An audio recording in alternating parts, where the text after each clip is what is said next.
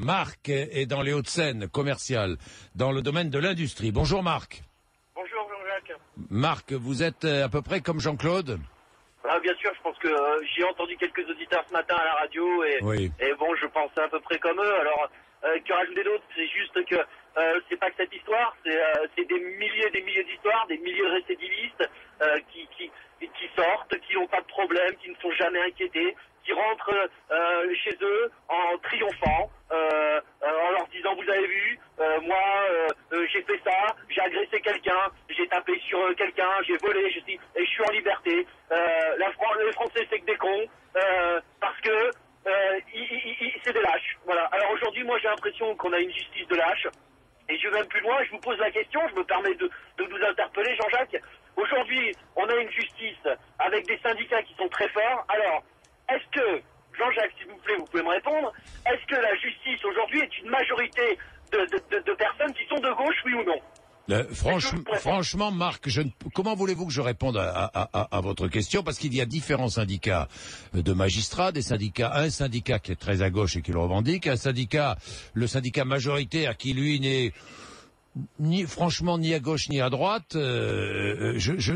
Franchement, Marc, je ne peux pas répondre à votre question. Je ne sais pas si les juges sont de gauche. Je pense qu'il faut faire très attention quand même. Je comprends l'indignation, mais il faut faire très attention quand même parce que si l'on remet en cause profondément la justice de notre pays, attention, la justice c'est un des piliers indispensable, Marc, parce que d'abord, nous pouvons tous nous retrouver devant la justice, mon cher Marc, vous le savez bien. Oui, mais malheureusement, Jean-Jacques, si je peux me permettre, oui. les piliers de notre pays, ils sont en train de s'effriter, parce que quand on voit ce qui se passe, quand je pense, encore ce matin, on en parlait de ce vieux monsieur qui est en prison, qui malheureusement s'est fait cambrioler, qui par peur a tiré et a blessé des pauvres jeunes femmes. Enfin bon, c'est triste, l'histoire est triste, mais s'il a non mais Marc, on ne peut pas faire de comparaison sur deux affaires. Et je pense que beaucoup de Français en font. Oui, mais Marc, pardonnez-moi. Dans l'affaire. Il faut arrêter de dire on fait trop d'amalgame. Il faut arrêter de dire tout ça. Oui, parce que il faut garder. On est dans une situation où, en 2012, le Front National va passer. De plus en plus de gens commencent à en avoir marre. Sarkozy s'est laissé déborder par tout ça.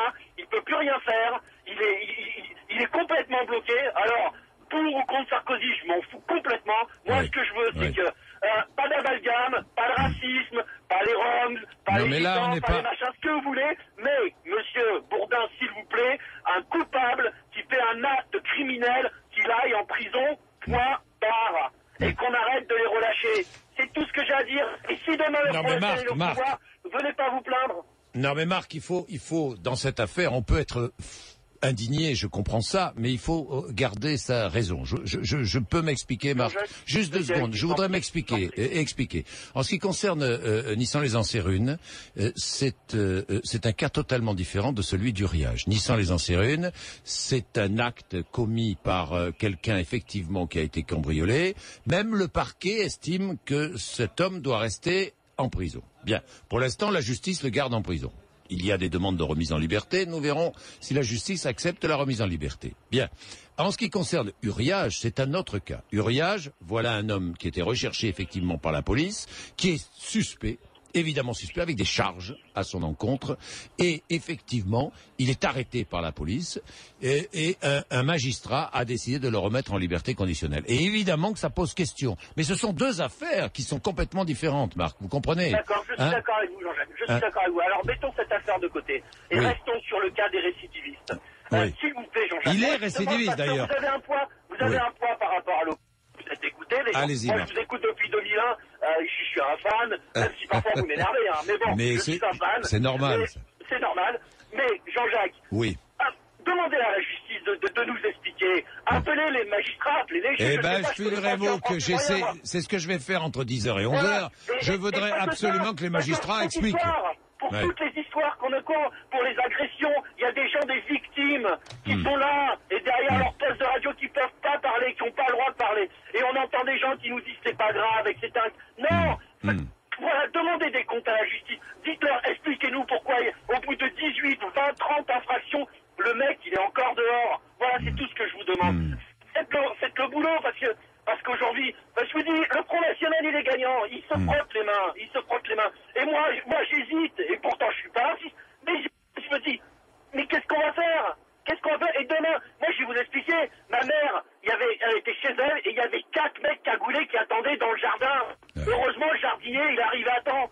Mais 4 mecs cagoulés. Et si elle se fait agresser, qu'est-ce qui lui arrive?